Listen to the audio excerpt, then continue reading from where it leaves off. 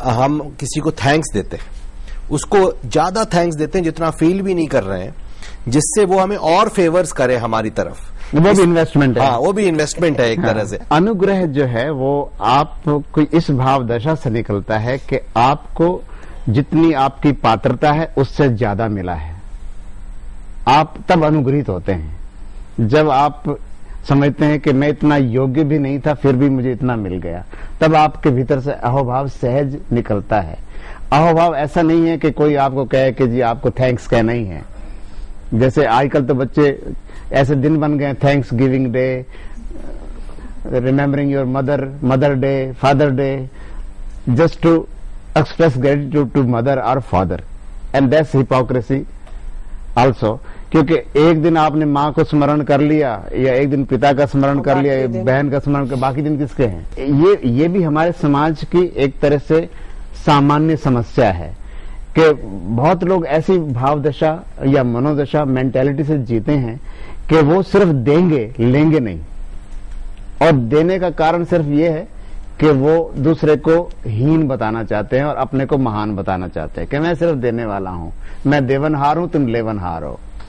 और वो आके व्यक्ति पूछता है ओशो से कि लोग, मैं इतना दुनिया के लिए करता हूं फिर भी मुझे प्रेम या आदर क्यों नहीं मिलता है? तो वो ओशो उससे पूछते हैं कि तुमने कभी उनको अवसर दिया कि तुम्हारे लिए वो कुछ करे? कि नहीं, मैं ऐसा नहीं कर सकता, क्योंकि मेरे पास परमात्मा का दिया हुआ बहुत है, मैं ऐसा क्यों करूं? तो जब तुम दूसरे को सिर्फ देते ही देते हो तो उसको तुम छोटा सिद्ध करते हो, उसको उसके भीतर एक हीन भावना भरते हो कि उसको कोई, कभी तुम बुला लो कि जी आज मैं अकेला अनुभव कर रहा हूं या आज मुझे कंपनी चाहिए या कुछ, आओ आप मैं आज तुम्हारे घर आके चाय पी लेता हूं, या कुछ भी, उसको भी सम्मान दो। तो अगर आप किसी से अच्छा रिश्ता कायम करना चाहते हैं तो देना है। अगर आपका मन उदार है दीजिए, लेकिन दूसरे को अवसर दीजिए कि वो दे।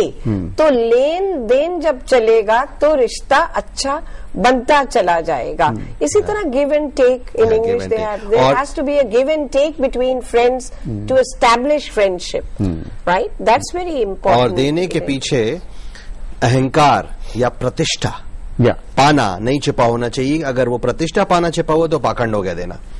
प्रश्न मैम, हम लोग का जो बिहेवियर है, हम लोग सब डिप्लोमेटिक होते जा रहे हैं। हम लोग डिप्लोमेट बिहेवियर करते हैं मैम, क्योंकि कंपटीशन है इतना ज्यादा क्लास में भी, और मैम फिर उसके साथ साथ हम कई सारे लाइफ के कई सारे पार्ट से जुड़े हुए हैं। फैमिली का है मैम, कुछ हम लोग अपने मम्मी पापा से कुछ सीख रहे हैं या कहीं कुछ देख रहे हैं, जिसकी वजह से हमारा बिहेवियर डिप्लोमेटिक होता जा रहा है। मैम, हम इस पे कैसे वर्कआउट कर सकते हैं? देखो, मैंने सबसे पहले तभी इनको बोला था कि पाखंड, that is hypocrisy, and social skills में बड़ा फर्क है। ओके, जैसे आपने कहा कि हम में थोड़ी डिप्लोमेसी है क्योंकि हमारे लाइफ में कंपटीशन है। मैं नहीं मानती, मैं कहती हूँ कंपटीशन नहीं भी होगा, दो व्यक्ति अगर साथ रह रहे हैं वो खटकेंगे अगर लेन देन नहीं होगा, वो खटकेंगे अगर वो मुंह पर कह दें कि तू तो पागल है। ऐसे तो नहीं कहते। आजकल क्यों नए नए वर्ड्स निकालते हैं, visually challenged. Why can't you say कि वो अंधा है? You can't say that because चुपती है ये बात चुपती है। तो मैंने इनसे कहा था कि need for recognition, need for approval, ये सारी अपने अंदर की नीड्स है, साइकोलॉजिकल नीड्स है। Maslow was a great psychologist जिसने हायरार्की ऑफ नीड्स बताई कि हमारी अपनी नीड है कि लोग हमें अच्छा कहें। एंड हु आर द लोग? फर्स्ट लोग is the mother, the father, the brother, the sister. मैं आपको बता रही हूं, diplomacy is not bad as long as you have genuine feelings inside you for the other person. पाखंड कब होता है? जब आपके अंदर कोई फीलिंग्स नहीं है, कोई वैल्यूज नहीं है, पर आप उसका उल्टा प्रिडिक्ट कर ही जा रहे हैं। बहुत बढ़िया पॉइंट इन्होंने बोला। This is a very important issue अगर मैं इसलिए डिप्लोमेटिक हो रहा हूं कि दूसरे पर्सन को आहत ना पहुंचे, कष्ट ना पहुंचे। बहुत बढ़िया है। अगला प्रश्न। So you spoke about Atiti, but they should not be only be white. They should be blacks, half, and then you call it Hapsi. Like people here call it Hapsi. We are like not Atitis. We are like Indians, but then the people still like they treat us like we are they're very racial, like they call us Chinkies, which is like it's a very big offense for us. And they call us Chinese and all. Like I just wanted to share this experience. That's why I'm saying that let us say, even though you are Indians, you are a guest in a different part of India, let us say. If we were really welcoming of our guests, then we would have welcomed you. We would have not called you Chinky or anything like. अब ये जो है, ये हम बोलते हैं कि अतिथि देवो भव, हम बोलते हैं हम नॉन वायलेंट है, लेकिन कितनी वायलेंस हमारे शब्दों में है. स्टीरियोटाइपिंग करते हैं हम. अब आप बताइए कहाँ हुआ अतिथि देवो भव? सो ये कहीं पर कोई खोट है. लेकिन ये बात बेटे अब अपने तक मत रखना. ये रीजनलिज्म हमारी प्रतीक है इस बात का कि हम कितनी छोटी सोच है हमारी. और हम we don't even mean anything कि व्हाट इज अतिथि, what is a guest, right. Now मेरे हिसाब से since I am so used to seeing people from Sikkim, from Nagaland, we have students in our class, तो हमें लगता है कितनी खूबसूरत है, हम क्यों नहीं ऐसे हो गए, राइट. मेरे को भी बड़े क्यूट लगते हैं. क्या बहुत खूबसूरत हो तुम लोग बेटा. और मुझे लगता है कि हम लोगों को चाहिए कि हम आपको वेलकम करें. आपको एक लेसन सीखना चाहिए सबको.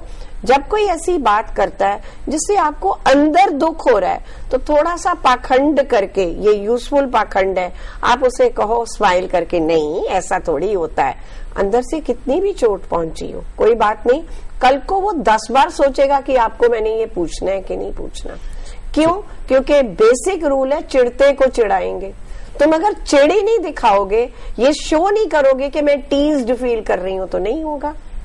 और ये अच्छा एक पॉइंट आया कि पाखंड को कैसे यूज किया जा सकता है सही मात्रा में. और दूसरा पॉइंट अतिथि देवो भव का जो आपने पॉइंट बोला, मेरी रिसर्च और मेरी स्टडी ये कहती है कि इस सेइंग में ये एक हमारी पाखंडी सेइंग है, हमारा पाखंडी कथन है ये अतिथि देवो भव. एक्चुअली एक तो जो हमारे जीवन में दुख का मूल कारण है सब जगह, सब संबंधों में, वो है अपेक्षा, एक्सपेक्टेशन. पर अगर हमें किसी के लिए कुछ करने का भाव है, किसी को कुछ करना चाहते हैं किसी के लिए, तो एक और बात जोड़ लेनी चाहिए, नेकी कर और कुएं में डाल. Okay, very good point. अगला प्रश्न. Does hypocrisy excludes healthy relationships? If you have healthy relationships, you will be less hypocritical with the person. I'm not saying you will not be hypocritical. But जितनी ज्यादा close और अच्छी healthy relationship होगी उतना पाखंड कम होगा. अगला प्रश्न. Actually, I've got a bit confused in hypocrisy and corruption. So, is hypocrisy, is it what do you call, a natural tendency of a person, or is it an individual's naturally corrupt thinking process, or is it socially imposed psychological barrier which actually corrupts your thinking process? I think the whole process of socialization, समाज में हम आज क्या हैं, हमारा immediate environment decide करता है. यानी कि मेरी मदर कैसी थी, मेरे फादर कैसे थे, significant people in my life when I was little, तो मैं उनको ही कॉपी करती हूँ. They are my role models. आप भी ऐसे ही करते हैं. धीरे धीरे आपका दायरा बढ़ता है, ठीक है. इसके साथ जो आपने वर्ड यूज किया corruption, that is the action. Okay, corruption is that you can have a corrupt mind, you may not ever express it. ठीक है ना? You may not ever express it in the sense मैं कहूँ आज एक bank लूट लूं, लूटा तो कभी नहीं, किसी का जेब ही नहीं लूटा तो बैंक क्या लूटूंगी, ठीक है ना. So corruption is the end product of all your values, morality, hypocrisy and something else that is abnormal need for something. एक होता है normal need, I need money, you need money, he needs money, he needs money. How I collect that money, ये आपके environment decide करेगा. किसने आपको सिखाया पैसा कैसे कमाते हैं? धोखे से कमाते हैं, चीट करके कमाते हैं, मेहनत से कमाते हैं, पढ़ाई से कमाते हैं, व्यापार से कमाते हैं. क्या बनोगे आप बड़े होकर?